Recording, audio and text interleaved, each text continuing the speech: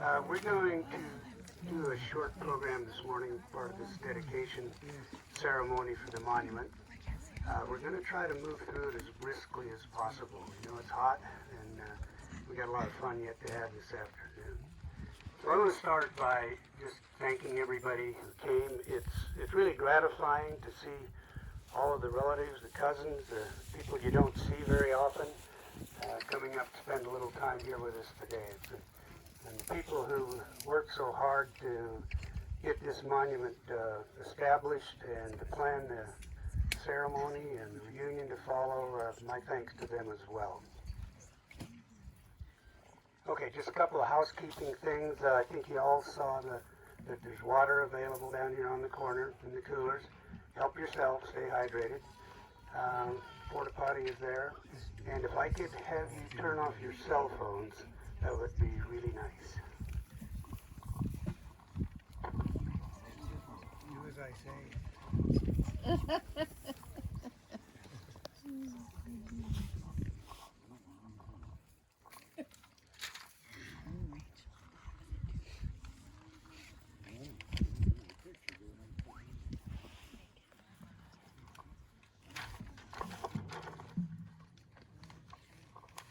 Okay, so let's talk just for a minute about the monument, why it's here, and what it means to us.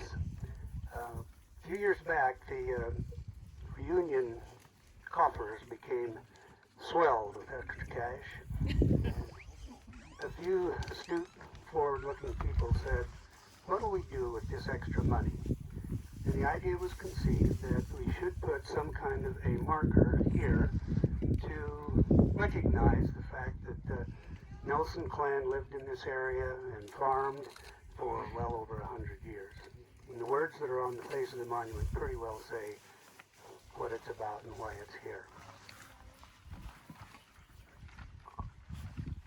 We located it here for a couple of reasons. One, we wanted it to be at a place that was easy to find, so that if you decide to come back in a few years and visit, you'll know where to look. Secondly, it needed to be in a place that hopefully will never turn into cropland. So Albert came out and looked it over and suggested that right here by the creek is probably the last place that will ever see a plow come. So that's why the monument's here.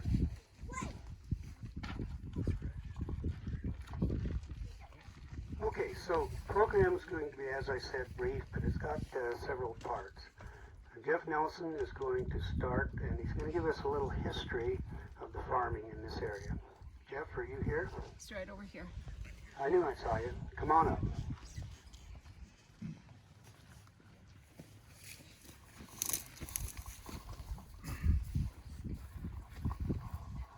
So there's probably several of you here who could do a better job of giving a history of the farm than I can, but somehow I got nominated.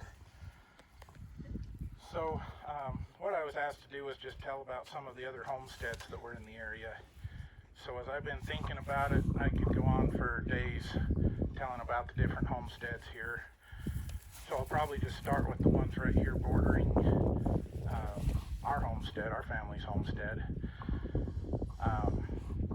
Maybe I'll begin with a little story that I've been told forever and ever, was that Grandpa Joseph Nelson was neighbors with Joseph Humphrey. And Joseph Humphrey homesteaded what most of us know as my grandpa's place, or Lester's farm up the road here. And Joe Humphrey was known to be a bit of a fighter, is what I was always told. But they said that the only neighbor that he couldn't pick a fight with was Joseph Nelson. And so I find it interesting that when Joseph Humphrey decided to sell his farm, it was my grandpa was able to buy that. But when both he and Grandpa Nelson retired, the two Josephs ended up being close neighbors in Rexburg as well. So they ended up both living on East Main in Rexburg as well. So they must have been pretty good friends, or at least they didn't fight too much. So that would be the homestead to the east of us, but there's another small homestead that made up what was Joe Humphrey's farm, was the Trammell place. And I don't know much about the Trammell family, other than I believe they were related to the Humphreys. So when they sold sold their farm to Humphreys. It became part of, later on, my grandpa's farm. This field behind all of you was never a homestead to my knowledge. It was a state lease. And in my lifetime, it was shared between Albert and Uncle Henry and Jay Ricks. But above that is farther south from that is the Tuckett place, we've always called it. There was a man named Charles Tuckett that homesteaded it. That was the first piece of land that my grandpa bought, aside from helping his own father on the farm. That was the first time he kind of broke out on his own and purchased that Tuckett place, which I've been told is how he earned enough money to put the payment on the Humphrey place when the Humphrey place came up for sale. So right here cornering with us, this grain field, is the Jay Ricks place, and I don't know a lot of the history on it other than when Joe Humphrey sold his original homestead to my grandpa, he moved on to that place, and then it was after that Jay Ricks came to it, and Jay Ricks had it for many, many years and was always a good close neighbor to us. At the end of the road here is a homestead. We call it Ide's place. It was Ken and Ida Ard's farm. Many of you who grew up here would have known them. Some would remember Ted's Phillips 66 station in Rexburg. Ted Ard ran that, and he was a son of theirs, and they still have a lot of family around this area. But maybe one notable one that doesn't border this homestead, though, is the other side of Ken and Ida Ard's place is what we called the Sinclair place. A man named Wallace W. Sinclair homesteaded it, but he had a couple of bad years, as I understand, so he came to Grandpa Joseph and asked him if he would buy his farm. And with inflation being what it is, I marvel at these numbers today, because all he asked for that farm was $10 an acre.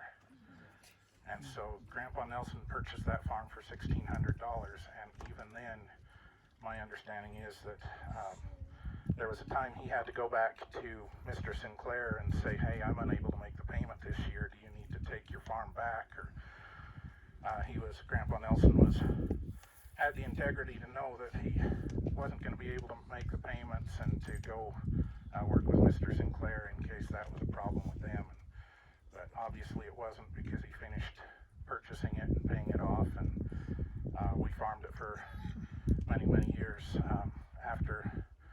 As the farm, as Grandpa Joseph retired, his farm was kind of split up between his boys, and that Sinclair place was the part that Uncle Wayne took over.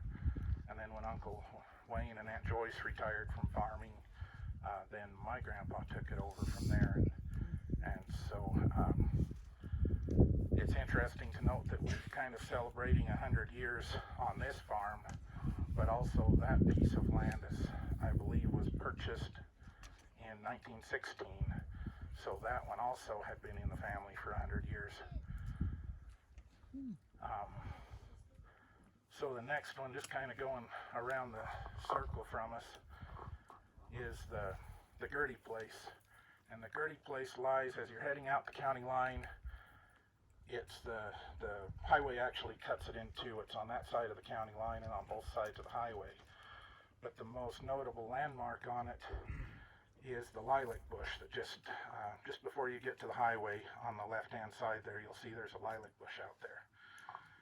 And Aunt Gertie was Gertrude Van Horn, but she was married to Henry George Harriman. And so that was their homestead, and Henry George, he passed away, I think, fairly early on, and Aunt Gertie ran that farm with the help of some hired men and others for years. And as I understand it, she struggled quite a bit through those years, but I think everybody had their struggles back then. And when she sold it, I believe it was a sleigh maker that bought it from her, and she told him that you can tear down my house, you can tear down my barn and everything else, but you cannot tear out this lilac bush. And so that's why to this day there's still a lilac bush out in that field. And When we sold it here 2 years ago to Crapos, they asked about it. They inquired about that lilac bush, because most people don't just have a lilac bush out in the middle of their field. It kind of messes with your efficiency and production, but we told them that story, and they said, well, we knew there had to have been a reason for it. And so far they have honored that as well. I don't know if they will forever or not, but so across the road from the Gertie place this way, the homesteads that lay directly north of us, here we always called them the Murdoch place. The one across the highway was Sterling Murdoch, and the one was right here next to this homestead was Lyle Murdoch's place. And Grandpa and my dad acquired those over the years. But maybe a notable story, we always referred to them as the Murdoch place, but Murdochs did not homestead them. There were two men, last names of Hughes and Butcher, who had the original homestead on those. And the story that Dad and Grandpa and probably Albert and others have told me is that while these men were farming those properties, they were known for having the nicer and better farm machinery than anybody around. And everybody wondered how they did it, when everybody else was scraping to get by, they always had the nicest stuff to farm with. Well, it came to find out in the end, these two men had been hired by a development company or real estate company back east to come out west and homestead property, and then as soon as they were to prove up on their homestead, they were supposed to turn it over to this investment company. And this was not ethical or legal at the time, but that was why they always had the nice equipment, was they had this money from back east that was backing them. So they pulled their own trick, as I've been told, that there was nothing the finance company that had hired them could do to force them to carry through their contract, because it was illegal in the first place. So Mr. Hughes and Butcher turned around and sold those properties to the Murdoch family and took the money for themselves. Yeah. So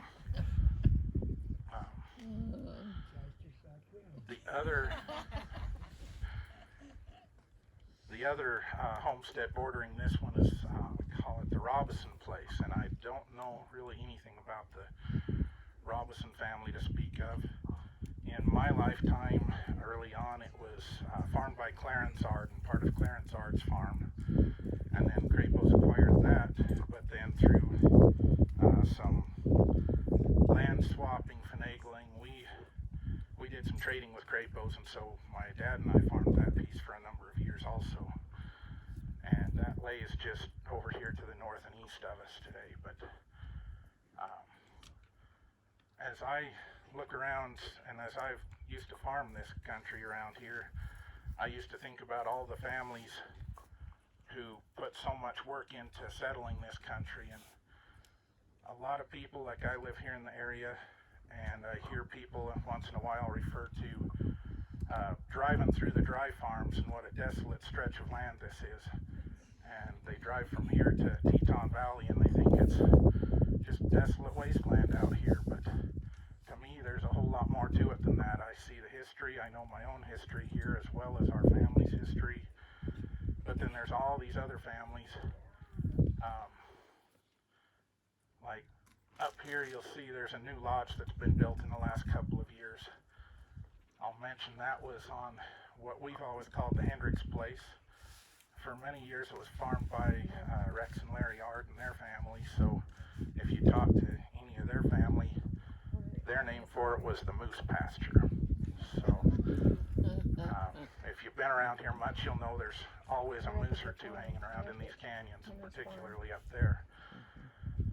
But I remember my grandpa telling about playing with the Hendricks kids, that apparently they had, outside of his own siblings, that was his friends to play with, and that was quite a hike. That's a little more than a mile up the hill from here, but I guess when that's all you got, you make the trip and you make the sacrifice to be with your friends. But one family I think we should notice, in fact we've got some of them here today. I see that Bruce Art's here. He's the one of them that's told me about it being the Moose Pasture up here. But there was a time, I don't know how far back in the 50s, 60s, up until really into the 90s, the prominent families around here were Nelsons and Arts. And I feel like most of the Arts are like family to me.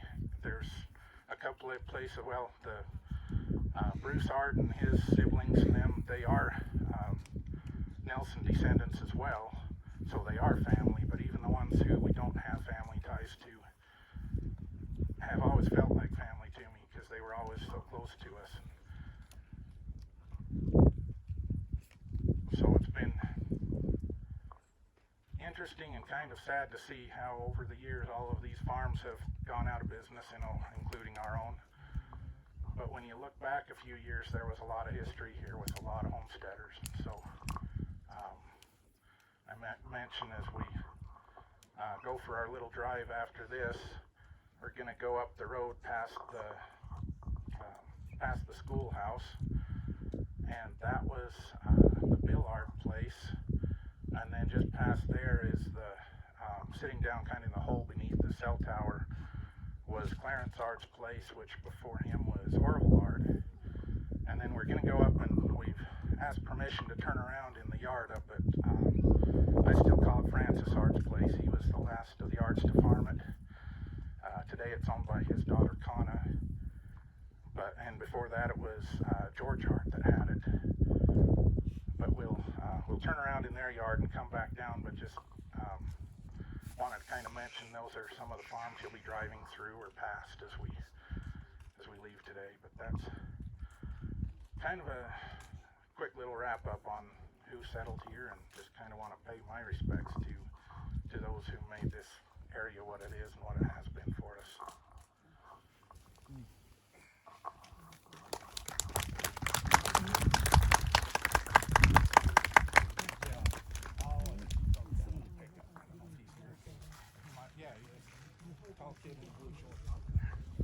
Joseph, raise your hand. He's going to lead the parade of those people who want to go up to the school after the festivities here. And Joseph, I'm going to call you Joseph the Younger. Do you mind? Thank you. Okay, next up. No, Jeannie, you're not up next. Take a break. Grandchildren of Clara are going to do a musical number. Come on up. Where are you? You're over here. Okay. I know. Oh, you brought your band. We brought a band. Yeah. Siblings. I'd like each of you to give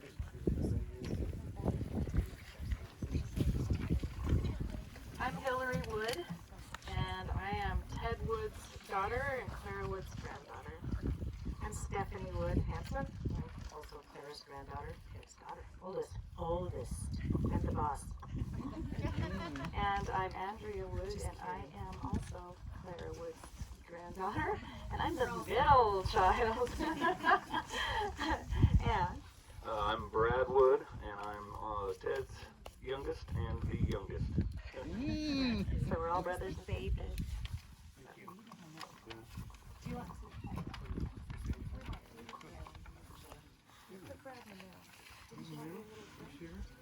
Good.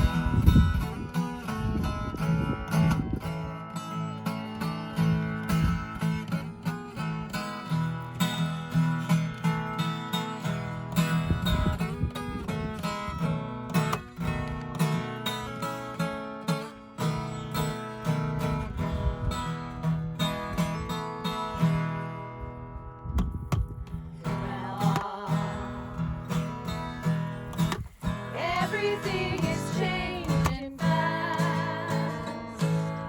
They call it progress, but I just don't know. And Grandma, let's wander back into the past and paint me the picture of long ago.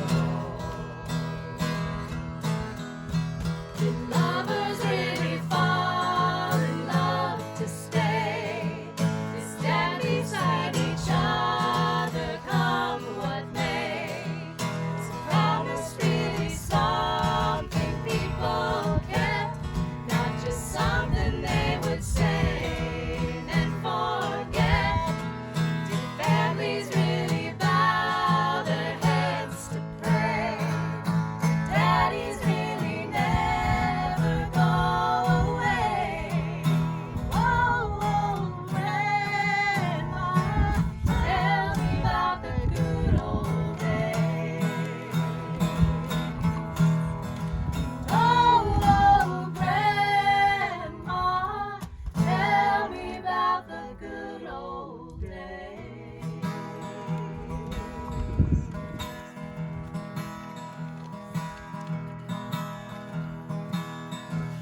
There's a storm across the valley, clouds are rolling. The afternoon is heavy on the shoulder. There's a truck out on the dirt road, a mile away. And the light of the rocks just brings them closer.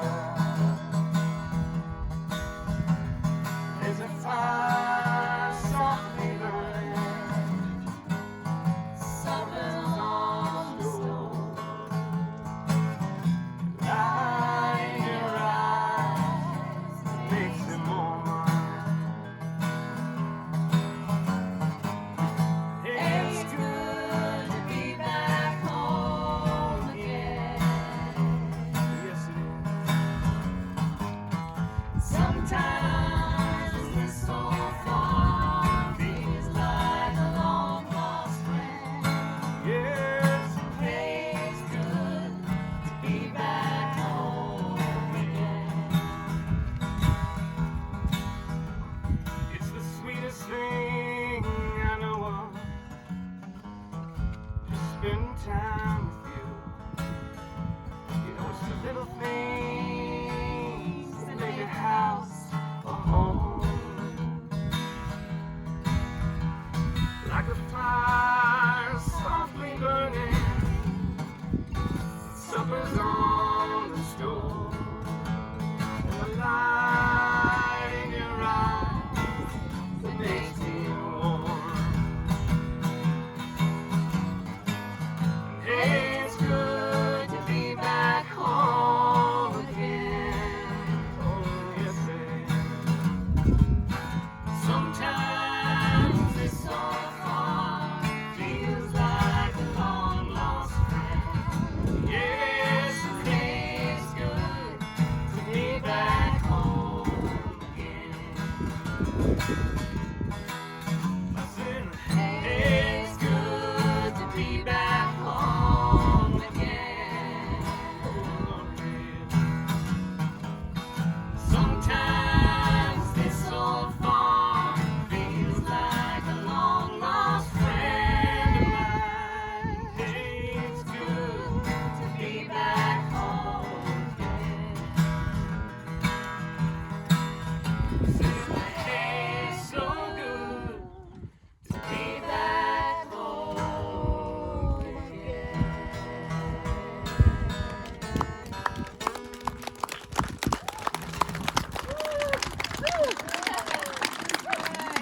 Wonderful. What a perfect choice of songs, huh? Did it nicely. Okay, Gene, come on up.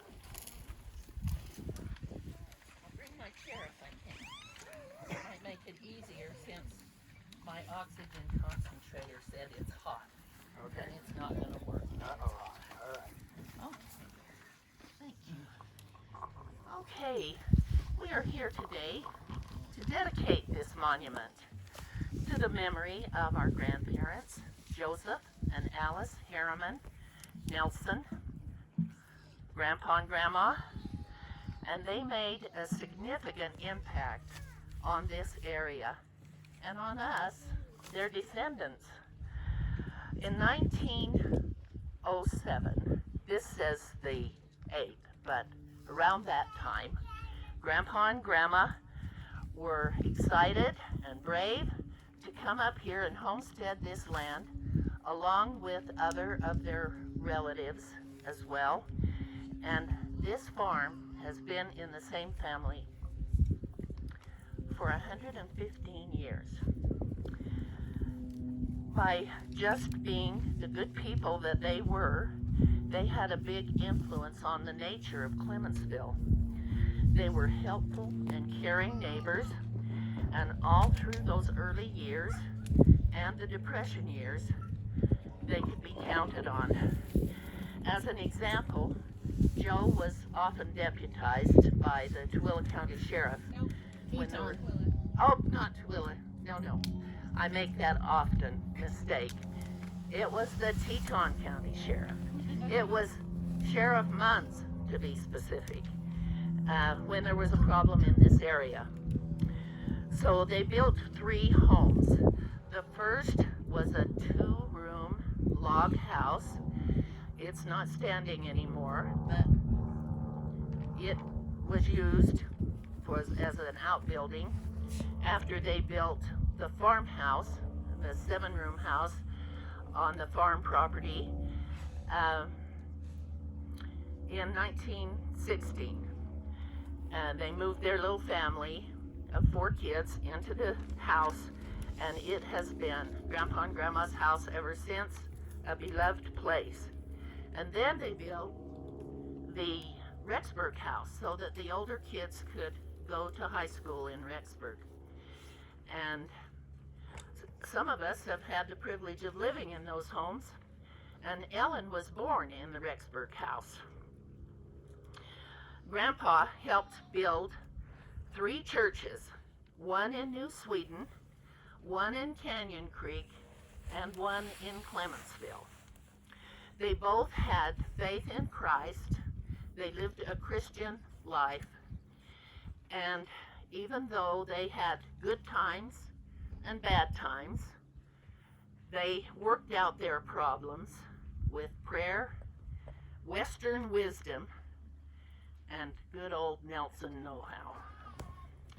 Now, Grandpa helped build the Clemensville school that we're going to drive by, and he was on the school board for 27 years. Not an easy job, but a good one.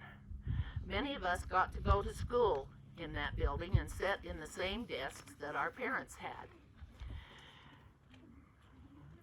Alice and Joe were very big on education and patriotism. And they were both big readers, always learning. We fondly remember Grandpa Joe for his work ethic and his honesty.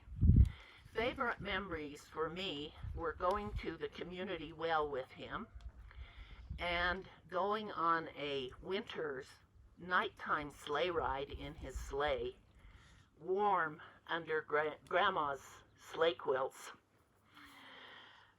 After retiring, Grandpa would come out here to visit and check on the crops and us kids and see how we were growing.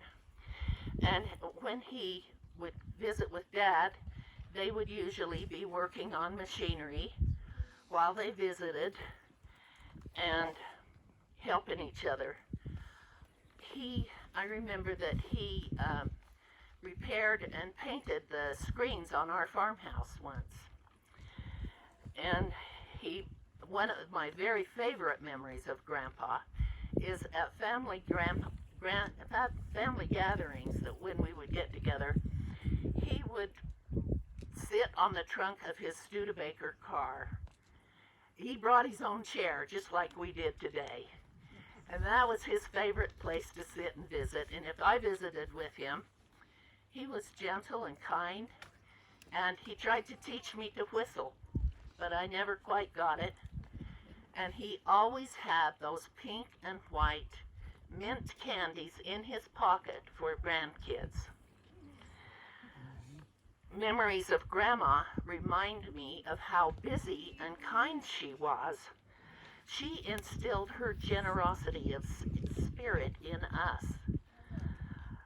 She didn't like idle hands, and so she patiently taught us to sew, crochet, embroider, and quilt. And she would correct us by saying, "Young ladies don't do that." Like all farm wives, she'd like to have some female company, and so did our moms. They visited while they cooked and cleaned. Alice was a competent and caring nurse. She helped a lot of people through sicknesses, and she used her home remedies on us. After I had broken my right arm 4 times, she had me take bone meal pills to strengthen my bones. Remember bone meal pills? One of her favorites. Judy lived with Grandma while getting her nurse's training, and Judy taught Grandma how to make a bed with hospital corners.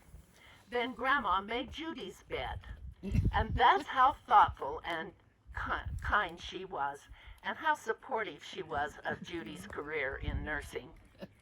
She sewed countless diapers, nightgowns, pillow slips, and quilts for her grandchildren. Homesteading here in the rolling hills of the Big Hole Mountains has given us all an appreciation for the natural world around us. Because of their work, this land is our sacred ground. And that goes for all the fields of Henry, Lester, Elmer, and Wayne. When driving the tractor, I swallowed enough dirt that the farm is in me and I am in the farm. And it is so special to me. I love the land.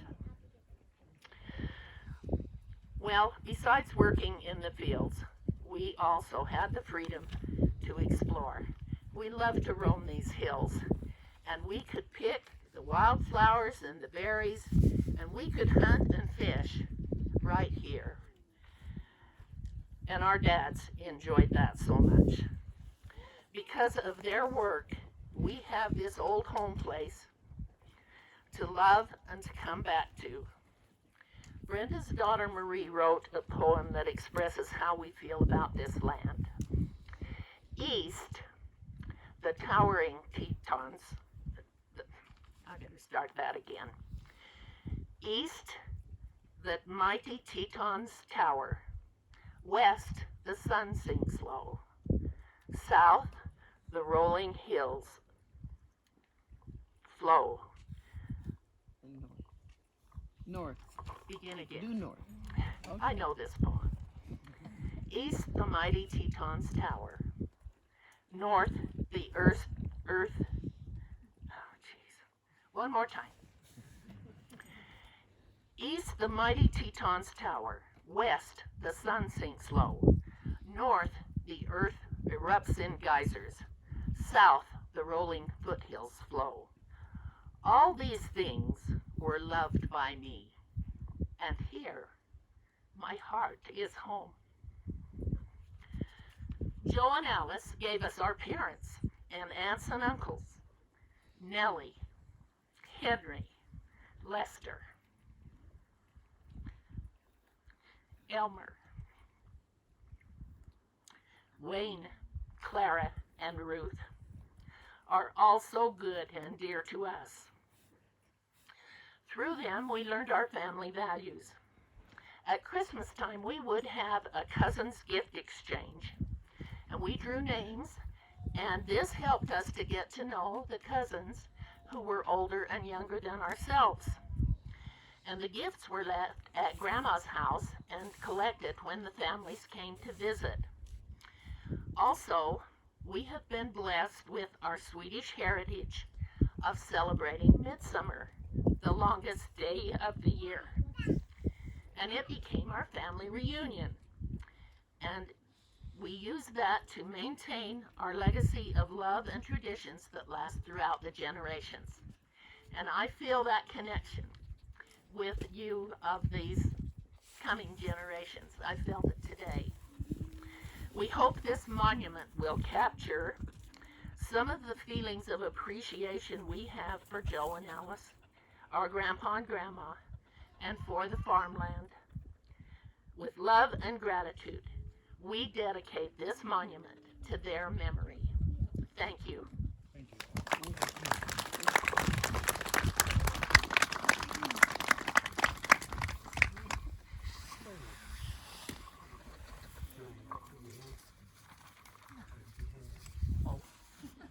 How about I just sit down? That's the easiest.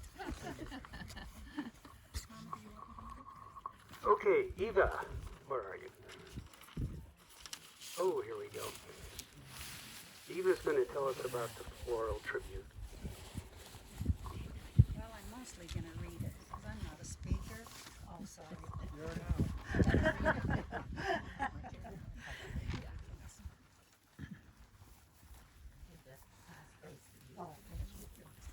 Hi, most of you already know who I am. Oh, sorry, Candace, thank you. Hi, most of you already know who I am, but for those of you that might not know, I am a granddaughter of Joe and Alice Nelson, a daughter and the seventh child of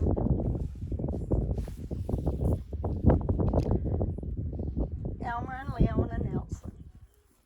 And my name is Eva Nelson Palmer, and I'm not going to cry. I was truly honored when Candace called to ask me if I'd be a part of this program, I think.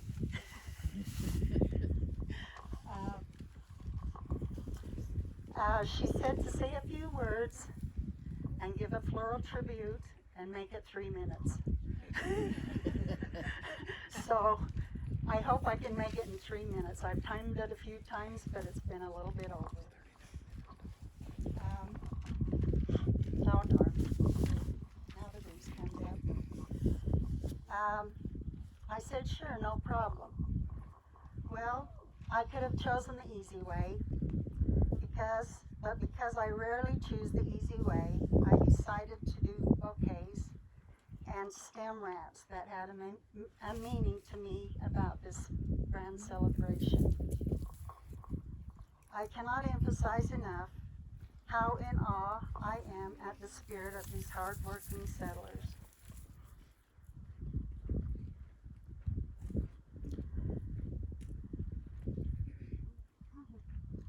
They definitely needed each other to survive the hardships. Everyone had to be a responsible member and make this Nelson venture be a success. And the floral tribute and what I made it to be when I made up these bouquets was a symbolism of part of their lives. And I hope that you enjoy it as much as I had enjoyed preparing it. So an explanation, the pink little buds are a new beginning. They're a spring flower, a symbol of a new beginning, a chance to homestead, fulfilling Joe and Alice's hopes and dreams of a better life for their family. Their first sighting was the wild sunflowers scattered amongst lots and lots and lots of sagebrush. Their satisfaction of knowing little by little their ground would be cleared, planted, and harvested. The sheaves of grains turning golden in anticipation of harvest to begin. Then reaping the crop after months of hard work. The bouquets are bound with burlap. We used to call it the gunny sack. Filling them with grain at harvest time and threshing time too. the gunny sack filled with potato seed and harvested potatoes, trips to the straw snow mounds was the gunny sack, shovel full of snow to make the traditional Nelson ice cream. And the twine string that ties it all together represents those that sewed the gunny bags during the harvest times, and they were hand sewn with a needle. And so that's just the symbolism of the bouquets that we prepared for a presentation. And I'd like to introduce my family, Nellie and Overton.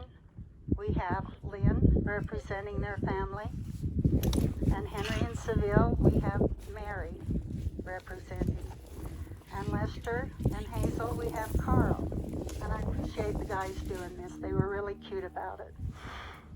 And then Elmer and Leona, we have Norm, my brother. And then, sure.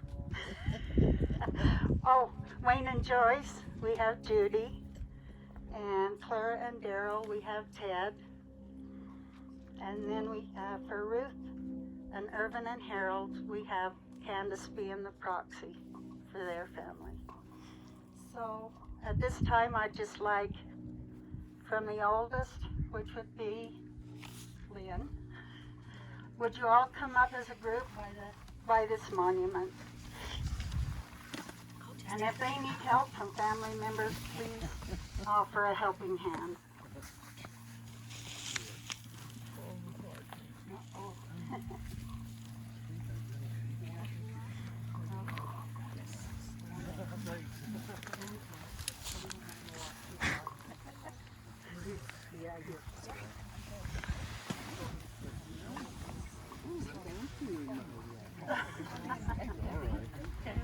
So in the order that I mentioned, we will start with Nellie.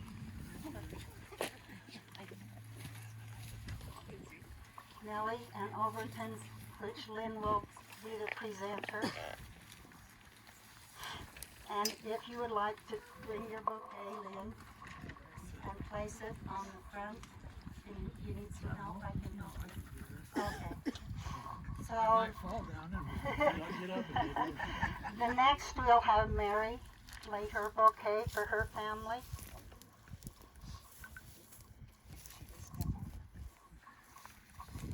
And then next we'll have Carl.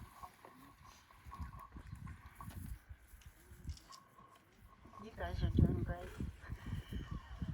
And then next we will have Norman. Yeah, here it is. And next we'll have Judy. Hello.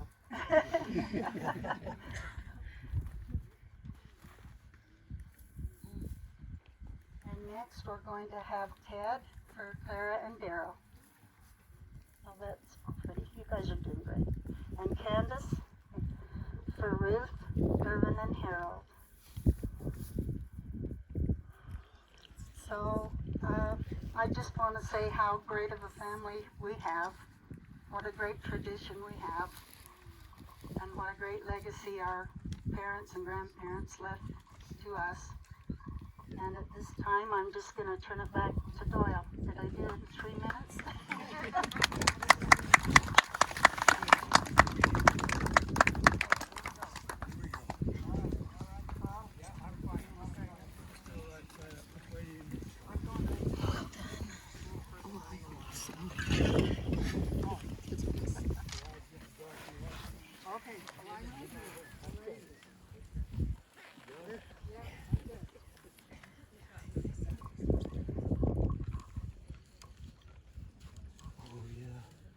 Okay, we're going to do a segue from the dedication to the upcoming reunion coming up at 12:30 today. And I'm going to give you my personal impressions of the value of the reunion. When I was a young lad, 8-10 years old, we go down to these parks and places around Idaho Falls and find a big Grange building or something. And you go in there and there'd be this long table just full of food, more food than you could possibly eat. At the end of the table were the desserts. Oh my God, I love those desserts. Growing up with 3 older brothers, sometimes I felt I got cheated at home, particularly about pie. I'm going to talk about pie. There's a book written by Laura Ingalls Wilder. The book's title is Farmer Boy.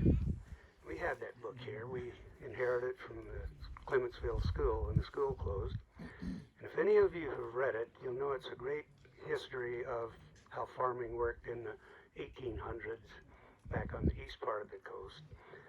But for me, we had a real strong relationship with Almanzo, the main character in the book, and particularly how Almanzo dealt with big family gatherings.